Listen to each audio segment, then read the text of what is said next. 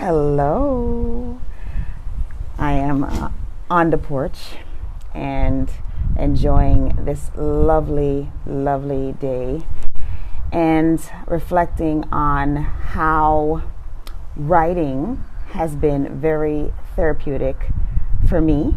And I know that there are quite a few people who also feel the very same way. And the reason why I even bring this up is because there is an epidemic that's striking the majority of, well, I shouldn't say the majority, it's probably an overstatement, but there is a huge epidemic that's afflicting physicians. And I've talked about this before, and you've likely heard of my own experience with this, but burnout is real. It is something that is very surreptitious in its approach and can be pretty insidious in its manifestation. And if we are caught unawares and if we have no means of treating ourselves and getting ourselves out of it, then there are some pretty negative side effects and outcomes. Hey Nicole, hey James, thanks for joining. So I just want to talk with you a little bit about how writing has helped me. So I've talked a lot about how fitness and helping others become fit, that's my daughter, helping others become fit has really helped me to have an outward focus outside of medicine and has come back full circle to enable me to regain my joy for my craft and to be able to give more of myself clinically to the patients that I serve, and just to have the energy and the joy that's required to serve people on the worst days of their lives. So the other piece of things is writing. And so I was never an English major or literature major or anything like that, nor have I been writing prolifically over the years. But what I've noticed is that when I take the time to be present, to pull out a piece of paper and write down my thoughts, that was when I felt like a cathartic event was happening. And something simple like journaling can be very, very therapeutic. And as physicians, that's something that we typically tend not to want to do or not even think to do. And it's a very simple thing that can be done that can help to thwart the onset and proliferation of burnout. So this is just a method. This is not the method. This is not by any means something to be done in isolation, but is something that can help us when we're in a situation like that and help to prevent us from getting to that situation. So the first thing is just journaling, really simple. You might have done it in high school. I know I did. I had like a little diary or whatever, and I would write down, whatever. Today was great. I had basketball practice, and, whoever I liked showed me some attention. So, from the simplicity of that, I'm sure now as adults it's more complex. It may be that you're able to write down the frustrations that you have with the day, with how things went. Maybe it could be a difficult patient scenario. It could be a difficult situation where you were dealing with a colleague and maybe you weren't on the same page and you weren't able to jive. So, these are just things that if you write them down, you put them on paper, you get them off your chest. It's kind of like talking about it, but, this is just a private way for you to just get it all out. So journaling, really simple, really easy. Anyone can do it. You don't need to have an English major. You don't need to be an English major. You don't need to be this prolific writer. You just put your feelings down. Real simple.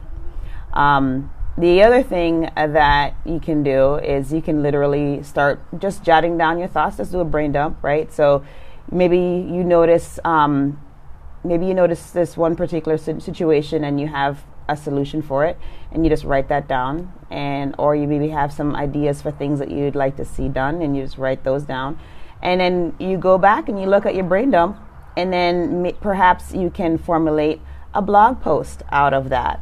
And you can perhaps get that blog post published on one of these platforms, Kevin MD or Doximity or Medscape. And before you know it, you're being asked to write another blog post. And then you can go back to your brain dump and see if there's another topic or another area that would be potentially of interest to your colleagues. And then you write that. So before you know it, blogging is another option, right? And then the final option, well, not a final option, but another avenue which you can really get the catharsis and feel fulfillment outside of medicine through writing is to actually write a piece of work, like a book, essentially. So you can collaborate with others and be part of a collaborative. Hey, Club, thanks for joining. You can be part of a collaborative, kind of like what myself and the 19 other women in white coats did for the recent book that we released called The Chronicles of Women in White Coats. You can write a solo book and get that out there, self-published or through a traditional publisher. So basically what I'm trying to convey is that if you feel like there is more, if you feel like you maybe need to express yourself in another way, writing is just a really great way to do that. And it is so therapeutic. Absolutely right.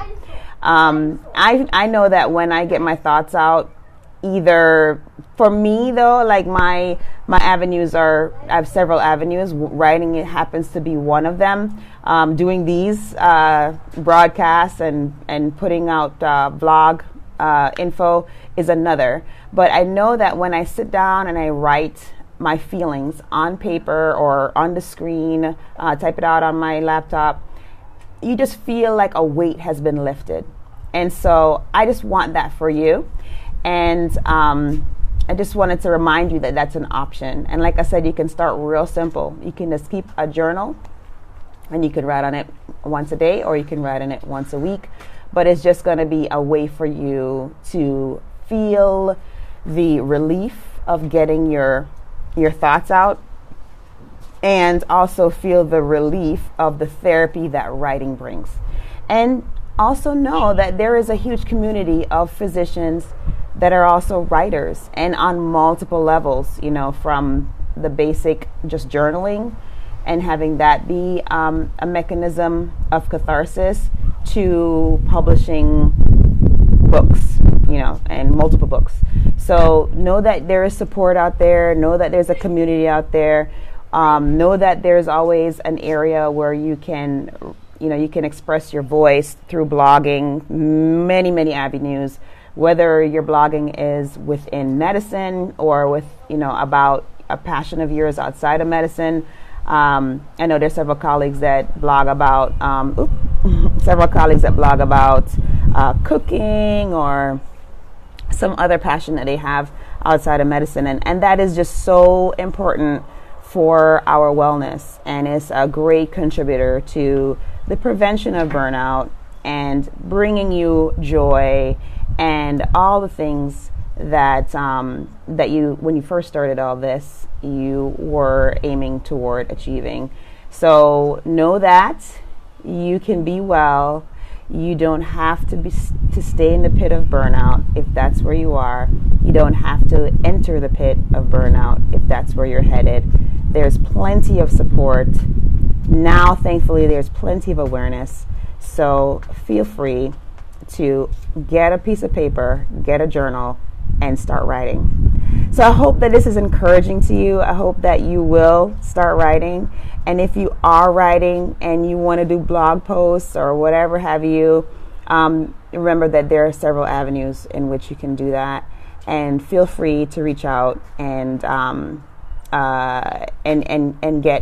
get your thoughts and emotions out. Okay?